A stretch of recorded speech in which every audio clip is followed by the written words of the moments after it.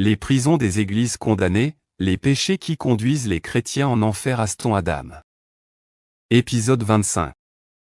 Malgré le fait que le Seigneur nous a laissé sa parole, il a transporté les gens au-delà de la tombe et dans l'esprit afin de révéler des mystères qui seront utiles aux gens de leur génération afin que la volonté de Dieu soit connue en relation à leur époque.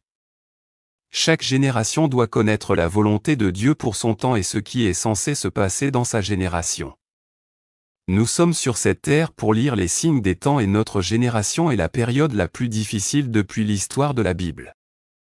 Mais comprenez ceci, la Bible dit dans 2 Timothée 3, 1-2. Cela c'est aussi que dans les derniers jours des temps périlleux viendront. 2 Car les hommes seront amoureux d'eux-mêmes, avides, vantards, orgueilleux, blasphémateurs, désobéissants aux parents, ingrats, impies. Même la Bible dit que la connaissance augmentera dans cette génération, Daniel 12 verset 4, et que l'iniquité augmentera, Matthieu 24 verset 12. C'est pourquoi le Seigneur révèle des mystères qui n'ont pas été donnés aux générations passées en ces temps difficiles de l'humanité, afin que l'Église moderne puisse comprendre ce qui se passe et ce qui va se passer. Il existe des chambres de restitution. Mon frère, quand tu as volé l'argent de quelqu'un, tu dois rendre ce que tu as volé. Vous ne pouvez pas aller à l'église et dire « Je fais l'offrande de restitution » si vous savez où vit la personne. Si vous faites cela, vous accumulez plus de péchés. Vous pouvez vous permettre d'offrir une restitution lorsqu'il n'y a aucun moyen d'établir un contact avec la personne que vous devez. Après avoir visité les chambres de restitution et de musique de l'enfer, le Seigneur m'a conduit dans les chambres des condamnés de l'Église. C'est la prison des gens qui vont à l'Église, la prison des membres de l'Église. La Bible dit que le Seigneur viendra pour une Église sans défaut. Éphésiens 5 verset 27. Afin qu'il se présente à lui-même une Église glorieuse, n'ayant ni tache, ni ride, ni rien de ce genre, mais qu'il soit saint et sans défaut. Je marchais avec le Seigneur en enfer, une région volcanique où les âmes sont calcinées et d'innombrables âmes pleuraient. Dans chaque chambre, il y avait d'innombrables damnés en tourment. J'étais dans cet endroit horrible où ces âmes étaient condamnées à jamais. Et le Seigneur était en larmes. Je n'arrêtais pas de dire, si c'était moi à cet endroit, je ne supporterais pas cette douleur. J'étais dans la terreur. Et le Seigneur m'a dit, cet endroit est insupportable. J'ai donné ma vie pour le salut de l'humanité. La vie de l'homme est liée à ce qu'il fait et au lieu où il se rend. N'oubliez pas ce que vous voyez et dites à mon peuple ce que vous voyez, car la vie de mon peuple en dépend. Je sais que vous êtes faibles dans la chair, mais ne soyez pas complaisants, car je n'ai pas versé mon sang en vain. N'ajoutez pas à ce témoignage, vous raconterez précisément ce que vous avez vu. J'ai vu des démons se déplacer dans ce tunnel de l'enfer. Ces démons tenaient des crânes humains. Ils se réjouissaient d'avoir gagné les âmes des hommes. Les démons sont des gagnants d'âmes, contrairement à la plupart des chrétiens. Le Seigneur a dit, le but de Satan est de séduire les gens du monde en leur montrant la gloire de ce monde comme si ce monde était le meilleur qu'ils puissent avoir. Le diable dit à l'humanité que le meilleur est la vie dans ce monde. Matthieu 4 verset 8. De nouveau, le diable le prit sur une très haute montagne et lui montra tous les royaumes du monde et leur gloire. Et il lui dit, je te donnerai toutes ces choses si tu te prosternes et m'adores. Dans ce tunnel, il y avait une mauvaise odeur. Nous sommes finalement arrivés dans cette salle destinée aux membres d'église. J'ai vu une porte rouillée où il était écrit, chambre des condamnés des églises. Le Seigneur a dit, c'est ici que les gens vont aux églises et prétendent m'appartenir.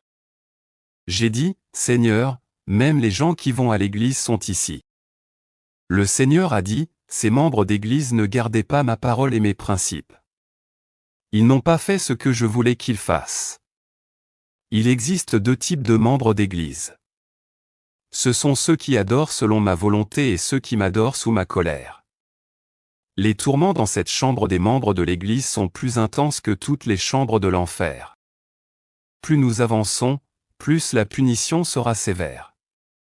Lorsque la porte de ces chambres fut ouverte, un feu inexplicable et terrifiant éclata de la porte. J'ai entendu les cris de millions de membres d'église qui étaient captifs ici. J'ai vu des démons voler dans cet endroit. Ils ont dit à ces chrétiens, « Réjouissez-vous. Ceci est votre royaume pour toujours. » Vous, pratiquants qui viviez dans le péché, vous faisiez notre offre et la volonté de notre Maître. Vous avez suivi nos voies et fait les choses que nous vous avons demandé de faire. Réjouir. Bien-aimés, j'ai vu une fosse de feu et d'innombrables chrétiens à l'intérieur de ces fosses de feu. Ces fosses sont construites grâce à la vie pécheresse que vivent les gens sur terre. Lorsque vous vivez dans le péché, vous construisez votre fosse en enfer. Quand nous sommes entrés dans cette chambre, j'ai vu une région montagneuse et de la lave éclaboussée et j'ai été vomi par des cratères. Il y avait une obscurité totale et l'endroit était éclairé par la lave qui coulait.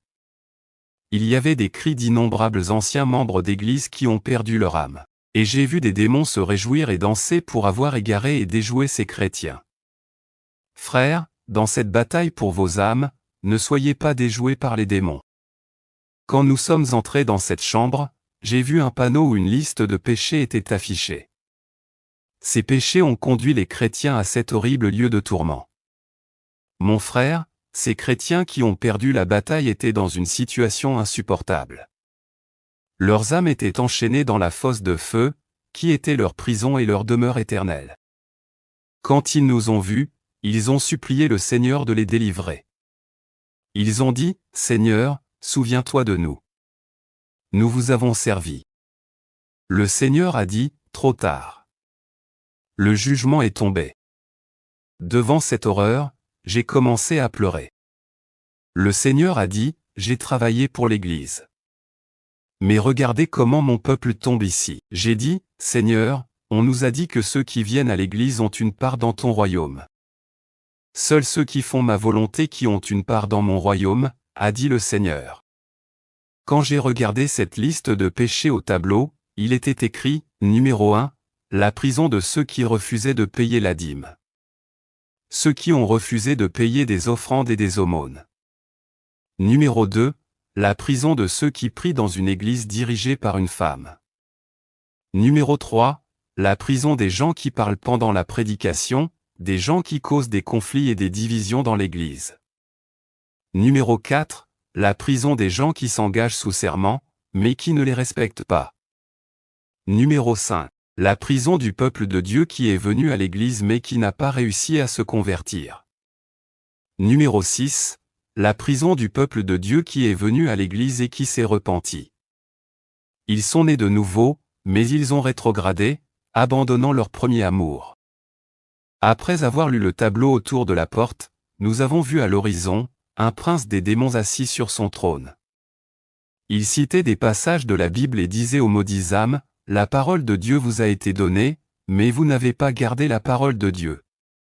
Vous priez, mais vous n'avez pas fait la volonté de votre maître. Vous étiez membre d'église, mais vous critiquiez vos dirigeants. » Beaucoup de gens vont à l'église, mais ils n'ont pas réussi à changer leur façon de marcher dans le monde. Venir à l'église est une chose et se convertir en est une autre. Venir à l'église ne signifie pas que vous êtes un enfant de Dieu.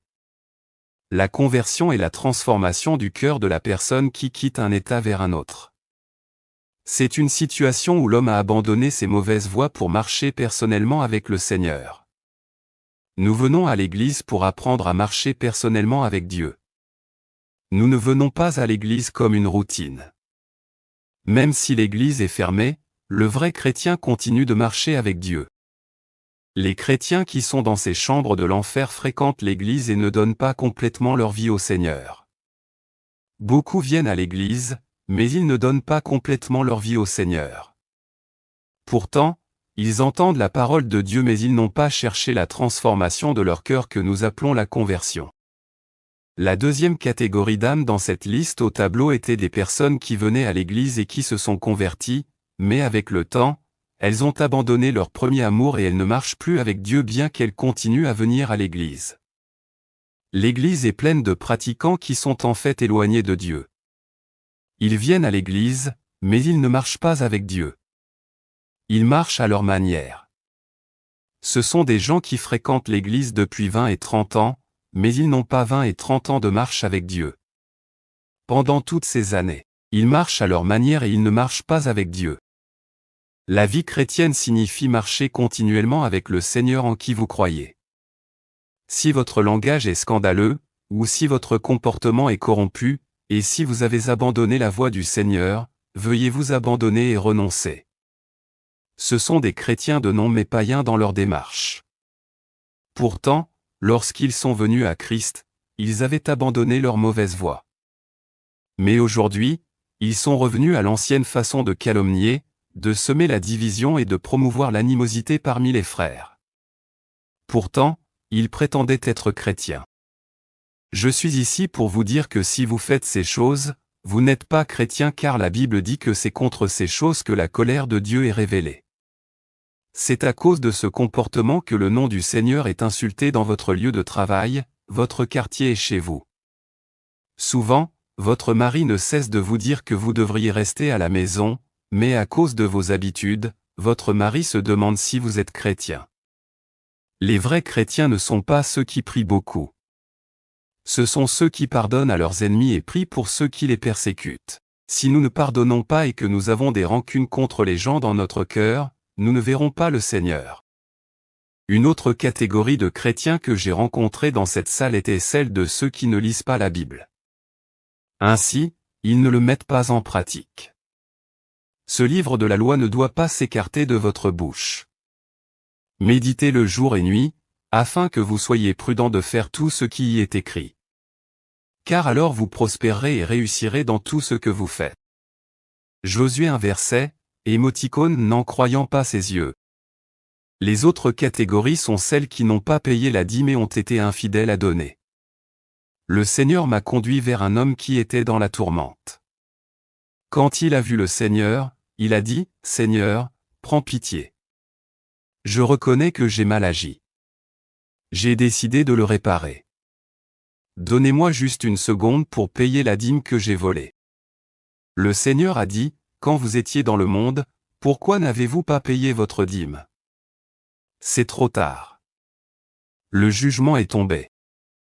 J'ai vu dans sa fosse, il y avait de l'argent qui demandait justice, et l'homme était squelettique et brûlé par le feu qui jaillissait de la fosse. J'ai dit, « Seigneur, qu'a-t-il fait? » Le Seigneur a dit, « Quand il était dans le monde, je le bénissais mais il ne payait pas sa dîme. Chaque fois que vous ne payez pas votre dîme, vous me mentez et vous êtes frappé d'une malédiction.